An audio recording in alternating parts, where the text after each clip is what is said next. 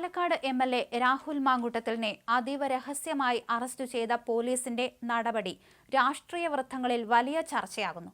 രാഹുലിനെതിരെ register ചെയ്ത മൂന്നാമത്തെ ബലാത്സംഗ കേസ് നിയമപരമായി നിലനിൽക്കില്ലെന്നും രാഷ്ട്രീയ പകവീട്ടലിന്റെ ഭാഗമായി അദ്ദേഹത്തെ ജയിലിൽ അടയ്ക്കാനാണ് പോലീസ് തിടുക്കം കാണിച്ചതെന്നുമാണ് രാഹുലിന്റെ അഭിഭാഷകനടക്കം ഉയർത്തുന്ന വാദം. കാനഡയിൽ കഴിയുന്ന പ്രവാസി യുവതി നൽകിയ പരാതിയിൽ നിരവധി ദുരൂഹതകളുണ്ടെന്നാണ് രാഹുൽ അനുകൂലികൾ പറയുന്നത്. കുടുംബ പ്രശ്നങ്ങൾ ചർച്ച ചെയ്യാനായി യുവതി തിരുവല്ലയിലെ ഹോട്ടൽ മുറിയിൽ എന്തിനാണ് രാഹുലിനെ കാണാൻ പോയതെന്ന ചോദ്യമാണ് പ്രധാനമായും ഉയരുന്നത്.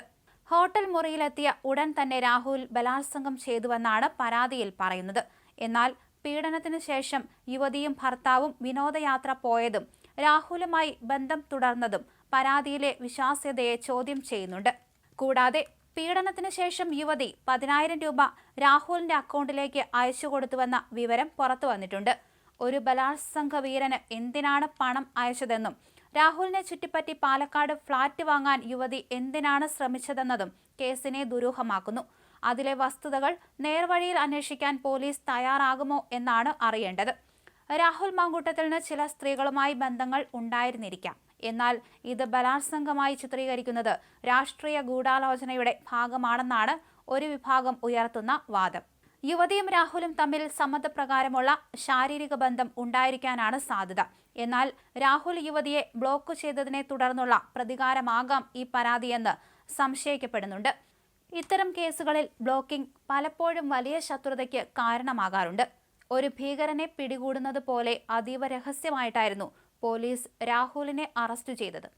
ഹോട്ടൽ ജീവനക്കാരുടെ ഫോണുകൾ വരെ പിടിച്ചെടുത്തത് രാഹുലിന് മുൻകൂർ ജാമ്യത്തിന് അപേക്ഷിക്കാൻ സമയം നൽകാതിരിക്കാനാണ്. ഈ കേസ് കോടതിയിലെത്തുമ്പോൾ നിയമപരമായി നിലനിൽക്കില്ലെന്ന് പോലീസിന് കൃത്യമായി അറിയാം. എന്നാൽ എങ്ങനെയെങ്കിലും രാഹുലിനെ കുറച്ച് ദിവസത്തേക്ക് ജയിലിൽ അടച്ച് അപമാനിക്കുക എന്നതായിരുന്നു സർക്കാരിന്റെ ലക്ഷ്യമെന്ന ആക്ഷേപമാണ് ഉയരുന്നത്.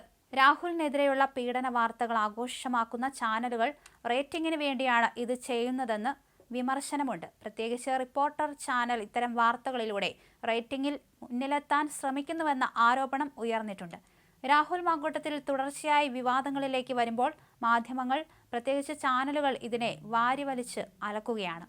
ചാനലുകളുടെ വാർത്തകളുടെ വിശ്വാസ്യത എത്രമാത്രമുണ്ടെന്ന് അനുഭവിച്ചറിഞ്ഞിട്ടുള്ളതിനാൽ പോലീസ് എടുക്കുന്ന കേസുകളെയും ചാനൽ വാർത്തകളെയും സംശയത്തോടെ മാത്രമേ നോക്കിക്കാണാൻ സാധിക്കൂ. രാഹുലിന്റെ വിഷയത്തിൽ ആദ്യം മുതൽ ഉയർന്നു വന്ന കേസുകളിലെല്ലാം വലിയ ദുരൂഹതയുണ്ട്.